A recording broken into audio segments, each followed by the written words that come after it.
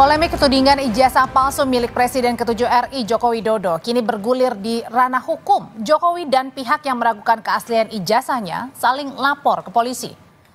Setidaknya saudara ada 3 laporan ke polisi terkait dengan gonjang-ganjing ijazah Jokowi. Yang pertama, tim pembela hukum atau pembela ulama dan aktivis melapor ke Barreskrim Polri soal dugaan ijazah palsu. Sementara Jokowi melaporkan Roy Suryo CS ke Polda Metro Jaya atas tuduhan pencemaran nama baik. Roy Suryo juga dilaporkan ke Polres Jakarta Selatan oleh Pradi Bersatu. Sementara gugatan perdata tengah berjalan di 2 pengadilan negeri, yakni di Solo dan Sleman. Di Solo, Jokowi, UGM, SMAN 6 Solo dan KPU yang menjadi pihak tergugat. Sementara kalau di Sleman, Rektor UGKM, Wakil Rektor hingga dosen Jokowi dulu ini digugat, atau UGM tadi maksud saya saudara, ini yang digugat terkait dengan ijazah Jokowi. Lalu pertanyaannya, apakah polemik soal tudingan ijazah palsu Jokowi ini bakal menemui titik terang dan meredahkan kegaduhan yang terjadi? Kita bahas usai tayangan berikut ini.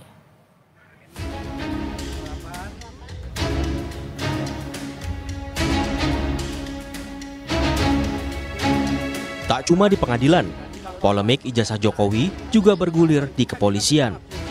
Mantan Menpora Roy Suryo hari ini diperiksa penyidik Polda Metro Jaya. Roy dilaporkan Presiden ke-7 RI Joko Widodo atas dugaan pencemaran nama baik soal tudingan ijazah palsu. Namun menurut Roy, dalam surat pemanggilan klarifikasi tak tercantum namanya sebagai terlapor. Ia mengaku hanya menjawab yang berkaitan dengan perkara dalam surat pemanggilan. Tentang ada beberapa hal yang lain yang ditanyakan, apakah soal video begini, saya hanya jawab singkat saja.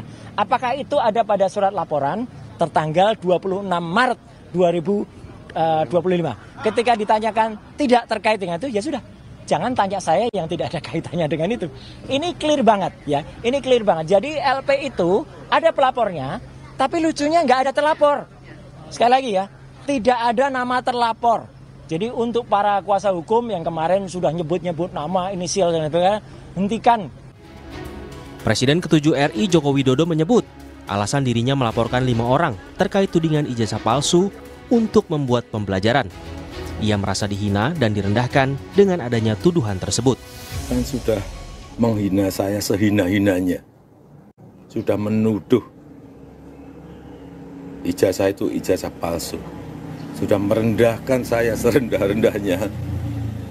Ya nanti dibuktikan lewat proses hukum.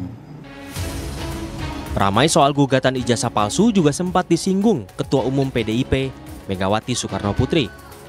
Walau Mega tak menyebut langsung nama pemilik ijazah yang dituding palsu, ia menantang agar pihak yang digugat tak ragu menunjukkan ijazahnya jika asli.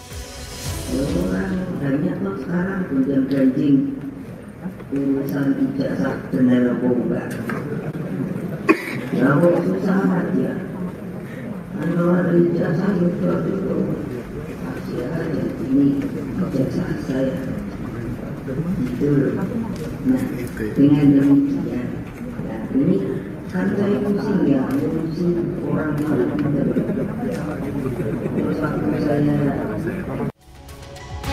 Namun menurut Barisan Relawan Jokowi Presiden atau BaraJP, Megawati seharusnya juga memberi saran ke pihak pelapor Roy Suryo CS yang dinilai memicu kegaduhan. Saran Bu Mega itu udah bagus ya, tapi sebagai negarawan juga Bu Mega sebaiknya juga menyarankan kawan-kawan Roy Suryo dan yang lain itu supaya juga menghentikan apa yang mereka lakukan.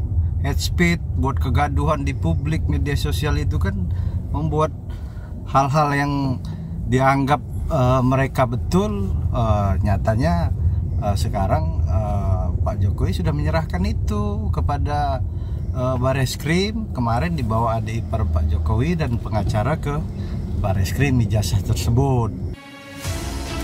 Selain perkara pidana, polemik ijazah Jokowi juga digugat perdata di Pengadilan Negeri Solo dan tengah dalam tahap mediasi. Sementara di Sleman, Rektor UGM dan dosen pembimbing Jokowi, Kasmujo, yang berstatus sebagai tergugat, akan menjalani sidang perdana pada 22 Mei. Tim Liputan, Kompas TV.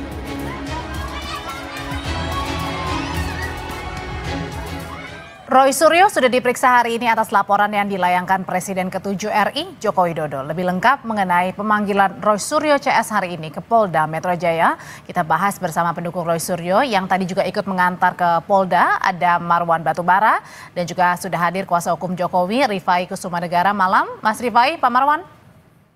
Malam Mbak, malam Pak Marwan. Pak Marwan, jadi saya mau penegasan lagi nih. Tadi dalam konferensi pers atau pada saat ditanyain sama media, tadi Mas Roy menjelaskan bahwa dalam surat pemanggilan ini tak ada nama jelas terlapor. Betul demikian? Memang tidak ada ya. Terlapornya siapa? Cuma yang disebutkan bahwa mereka diminta untuk klarifikasi. Lalu klarifikasi apa? Ini juga tidak jelas. Hanya menyebut tanggal 26 itu ada kejadian. Nah, kejadian apa ini juga nggak jelas gitu. Terlapornya siapa? Tadi sudah disebutkan oleh Mas Roy, juga tidak jelas.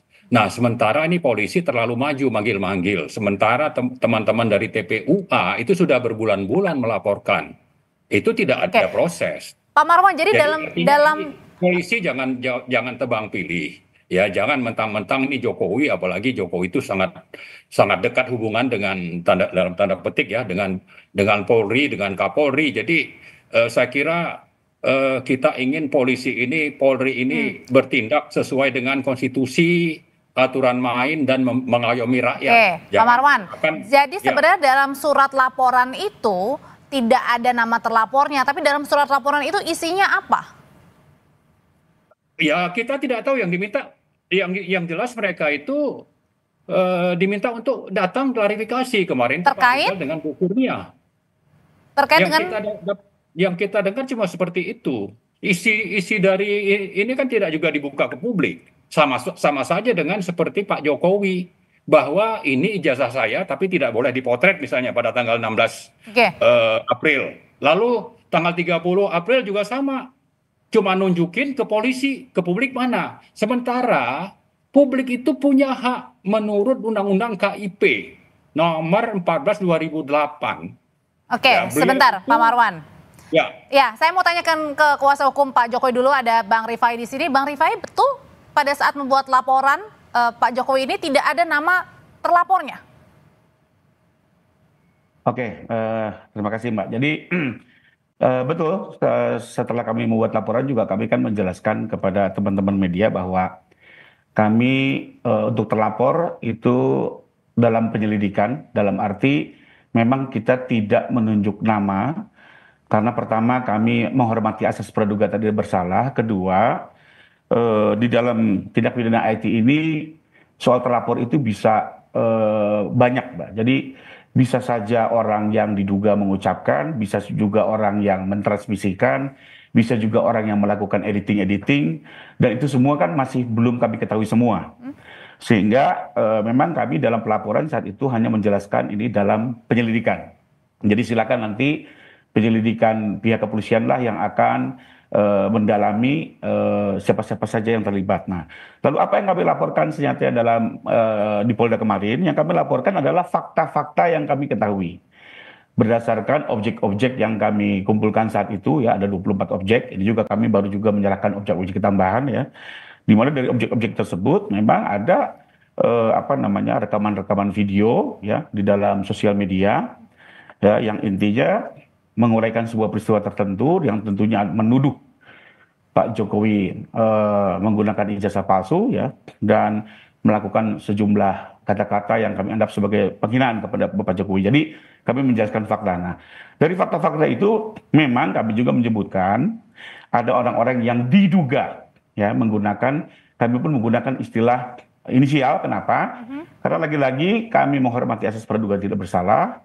Kedua, kami memberikan kesempatan penyelidikan yang dilakukan oleh pihak. Dan orang-orang yang tadi memakai inisial itu kemudian yang dari sejak kemarin ini dipanggil, ya? Saya kembali lagi, kita kembalikan kepada penyidik, ya. Karena kami ada satu hal di sini, ya, selain kami juga menjalankan upaya hukum yang diajukan oleh Pak Jokowi. Kedua, kami juga ingin memberikan edukasi hukum bahwa memang dalam menggunakan upaya hukum itu sebaiknya mengedepankan asas praduga tidak bersalah. Ya, jangan belum apa-apa sudah menuduh orang, merendahkan orang. Saya pikir ini satu cara komunikasi juga yang kurang baik di era postur seperti ini. Lebih kurang itu, Mbak. Oke, jangan menuduh orang dengan sembarangan, Pak Marwan. Responnya? Ya, saya kira kita tidak menuduh dengan sembarangan, makanya dilakukan pelaporan. Ada yang di Solo oleh Pak Taufik, ada yang di Jakarta oleh TPUA, dan pelaporan itu mestinya ya pro justisia. Artinya apa? Artinya bahwa proses hukum sampai nanti sampai kepada pembuktian di pengadilan itu terjadi. Yang kita khawatirkan adalah seperti yang dialami oleh Gus Nur dan juga Bambang Tri. Mereka menggugat bahwa diduga ijazah Jokowi itu palsu, tapi proses pembuktian di pengadilannya tidak pernah terjadi, lalu 2 orang ini dipenjarakan 6 tahun misalnya. Kemana pengadilannya?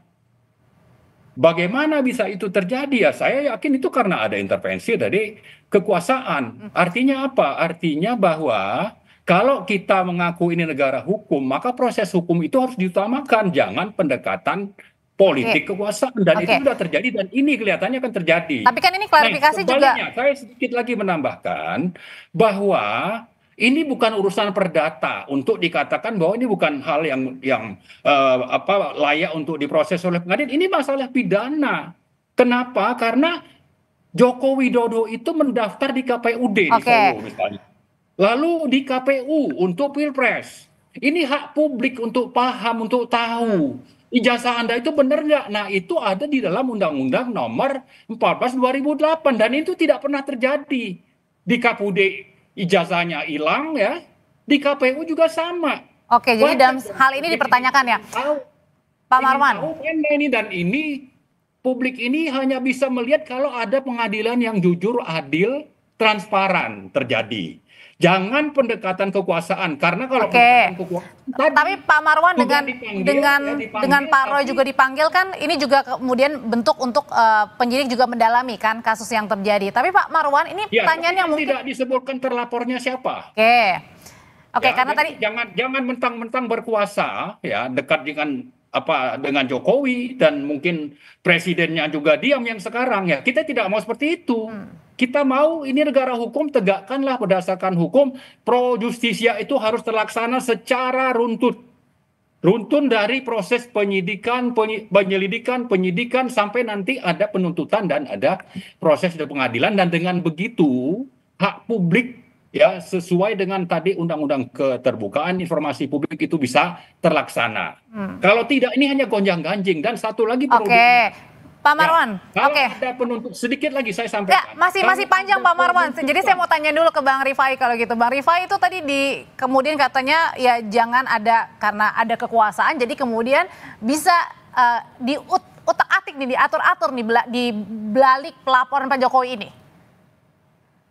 Ya, pertama saya menyayangkan ya dengan narasi-narasi yang kesannya tidak mempercayakan kepada pengadilan maupun pihak kepolisian ya.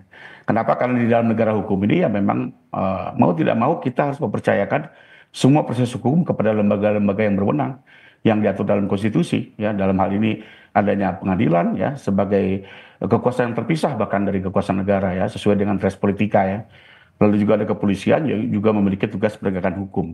Di sisi lain juga menjadi tidak konsisten karena di sisi lain teman-teman TPU juga menggugat melalui pengadilan, tapi di sisi lain kok seakan-akan tidak percaya pada pengadilan kan. Ya, ini sudah ada 2 gugatan nih, satu gugatan yang di Solo, satu lagi gugatan yang di Jogja kalau nggak salah. Kedua juga bahkan teman-teman TPU kan mau melaporkan ke Barreskrim. Artinya pada saat melaporkan harusnya percaya pada institusi tersebut. Nah kalau sekarang tahu-tahu tidak percaya, mendiskreditkan pengadilan maupun kepolisian, ini kan menjadi seolah-olah tidak konsisten gitu ya. Karena bagaimanapun lembaga-lembaga hukum itu perlu kita hargai dan memang tugas kewenangan undang-undangnya seperti itu. Bahwa teman-teman ingin mengkritik, ingin melakukan pembela diri itu wajar dan sah-sah saya. Tapi kalau menganggap tidak mempercayai, menurut saya ini menjadi semakin bias gitu ya. Lalu kedua saya mau tambahkan sedikit Mbak. Tadi bahwa dibilang Barreskrim belum melakukan apa-apa. saya pikir tidak tepat ya, karena kita ketahui bersama Bareskrim sendiri sudah menangani laporan TPU yang diajukan bulan Desember 2024 dan sudah memeriksa puluhan saksi, bahkan sampai ke Solo dan Jogja. Itu kita ketahui bersama ya, karena beberapa juga teman Pak Jokowi sudah diperiksa gitu ya. Bahkan kami pun juga sudah diminta menyerahkan ijazah asli. Jadi menurut saya justru yang di Bareskrim sudah lebih dulu pekerjaannya dibanding yang di Polda ini masih berjalan di belakang, saya pikir. Oke, Bang Rifai, kan kalau tadi Kombes Adari bilang bahwa yang disita itu ada flash disk ya, kemudian ada YouTube, ada konten media sosial di X juga. Nah, kemudian juga tadi baik Mas Roy maupun juga Dr. Tifa, kemudian kemarin di YouTuber Michael juga ditanya soal peristiwa 26 Maret 2025. Sebenarnya apa sih yang dilaporkan 26 Maret itu terjadi apa? Apa yang mengusik Pak Jokowi saat itu? Ya, yang kami laporkan adalah fakta ya, bahwa ada sebuah tayangan ya di tanggal tersebut ya. Nah, itu kami laporkan bahwa siapa saja yang terlibat monggo, Mbak. Karena di Undang-Undang ITE itu sendiri juga misalnya kita lihat ada sebuah video ya dilakukan oleh bisa saja dengan teknologi AI, justru sebenarnya orang sebenarnya belum tentu yang membicarakan itu. Karena kan kita tahu sendiri ya, sekarang Presiden Amerika pun dibuat sedemikian rupa seolah-olah mengatakan ini itu, padahal itu teknologi AI. Karena itu kami tidak mau mendahului dan kami lagi-lagi mempercayakan asas praduga tidak bersalah, ya, bahwa kalaupun ada sosok seorang di situ, kami menggunakan inisial sebagai bentuk penghargaan kami. Itu dalam bentuk diskusi atau gimana 26 Mei itu? Iya, dalam bentuk tayangan diskusi. Ada tayangannya, ada videonya, ada VT-nya. Nah, lalu kedua bisa juga yang bertanggung jawab tidak hanya yang menyatakan, siapa yang mendistribusi, siapa yang melakukan editing segala macam. Jadi kami mengembalikan kepada alat bukti yang bisa diperoleh oleh penyelidik. Yang kami harapkan juga dilakukan secara hati-hati, secara proper dan profesional. Bagian, Mbak. Oke, Pak Marwan, sebenarnya tanggal 26 itu kan tadi katanya ada konten ya, atau kemudian ada perbincangan begitu. Nah, sebenarnya di tanggal 26 Mei itu baik Mas Roy Suryo, Dr. Tifa, itu sebenarnya apa sih? 26 Maret. 26 Maret maksudnya? Ya, saya tidak tahu apa yang menjadi dasar ya, kalau diskusi itu kan setiap hari ada orang diskusi, ada orang podcast. Tapi saya ingin mempersoalkan masalah pengadilan yang sangat basic. Pro justisia itu ada proses langkah-langkahnya. Ada yang meragukan keaslian ijazah Pak Jokowi yang mestinya ini menjadi tugas pengadilan untuk membuka kepada publik, dan itu sampai sekarang belum pernah terjadi. Jadi kalau disebutkan oleh Mas Rifai tadi kita harus mempercayai pengadilan yang mana? Kalau pengadilan itu bekerja tidak secara benar dan objektif sesuai dengan aturan main. Dan ini orang yang menggugat ini kan punya hak secara konstitusi menurut Undang-Undang Keterbukaan Informasi Publik. Saya ulang lagi, nomor 14 tahun 2008. Ya, ini bisa pidana. Bahwa yang melakukan pidana, Anda waktu di Solo misalnya, mendaftar detailnya itu dokterandes. Lalu jadi presiden berubah jadi insinyur. Wajar dong orang nanya, Anda ini insinyur apa dokterandes? Lalu belakangan juga ada info tentang misalnya ijazahnya, KKN-nya, dan sebagainya. Nah, menurut undang-undang tadi, apalagi ini sebagai presiden yang wajib menyampaikan waktu apply untuk menjadi bupati, wali kota, menjadi gubernur DKI, menjadi presiden Republik Indonesia, wajar dong orang mendapatkan informasi yang otentik. Nah, begitu itu hilang, wajar juga orang menggugat. Wajar juga orang podcast tadi yang disebut tanggal 26 Maret itu. Kenapa ini yang dipersoalkan?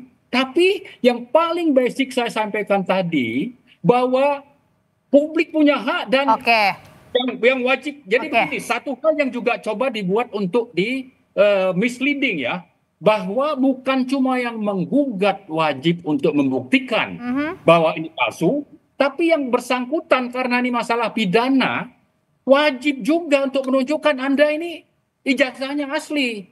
Ternyata kan waktu tanggal 16 April, ini ijazah saya, tapi tidak boleh difoto. Waktu ke Oke, Polda, saya tanyain hal itu ya, Ya. Pak Marwan. Saya tanyain hal itu ya untuk ditanggapi. Bang Rifai, silakan. Yang tentang apa nih Mbak? Yang tadi katanya ingin menunjukkan dan kemudian bisa aja terkena pidana nih. Kalau jadi gini ya, kembali lagi dalam hukum kita boleh memiliki pandangan hukum yang berbeda dan saya menghargai argumen yang disampaikan Bang Marwan. Tapi kami tim penasihat hukum Pak Jokowi memiliki pandangan hukum bahwa sesuai Undang-Undang Keterbukaan Informasi Publik ada terkait dengan ijazah Pak Jokowi justru adalah yang dikecualikan ya. Yang dikecualikan karena apa? Data itu bersifat pribadi dan Pak Jokowi hari ini sudah bukan sebagai pejabat negara, sebagai warga negara biasa. Jadi kami memiliki pandangan Pak Jokowi tidak memiliki kewajiban hukum untuk menunjukkan ijazah tersebut ya, sesuai Undang-Undang Keterbukaan Informasi Publik maupun juga satu undang-undang yang tidak boleh dilupakan yaitu perlindungan data pribadi. Demikian. Ya, jadi saya kira Oke, singkat. adanya dua pendapat seperti ini, maka sudah menjadi tugas dari ranah di pengadilan di MA untuk membuka ini terbuka kepada publik. Jadi jangan terus berpegang kepada prinsip dari lawyer yang memang sudah berada di bawah kendali Jokowi. Baik. Itu yang terjadi dulu di Solo. Oke. Nah, kita mau mari buka. Sudah kita tangkap Pak Marwan pesannya. Saya pernah menyampaikan ya bahwa kita terima kasih Pak Jokowi datang melapor, tapi jangan berhenti hanya di sini. Harus ada proses pengadilan yang adil, terbuka, transparan, ya, objektif untuk nanti bahwa ini hak publik namanya presiden. Oke, baik. Presiden Sudah kita tangkap Pak Marwan. Disebutkan sudah tidak menjabat. Beliau ini menjadi komisaris di Danantara. Masih pejabat publik juga. Meski bukan presiden tapi pejabat publik. Ini juga harus bertanggung jawab. Pak Marwan, terima kasih. Berlindung di balik sudah tidak jadi presiden lalu tidak bisa diproses hukum, tidak bisa seperti itu. Terima kasih Pak Marwan Batubara, terima kasih juga Bang Rifai. Selamat malam semuanya. Setelah ini rekan saya Tifa Solesa akan kembali dengan informasi operasi pemberantasan preman yang gencar dilakukan polisi. Juru parkir liar dan preman jalanan dirazia. Tapi bagaimana dengan preman yang berkedok ormas yang kemudian ini bisa menghambat investasi? Kita bahas lengkapnya setelah ini di Sapa Indonesia.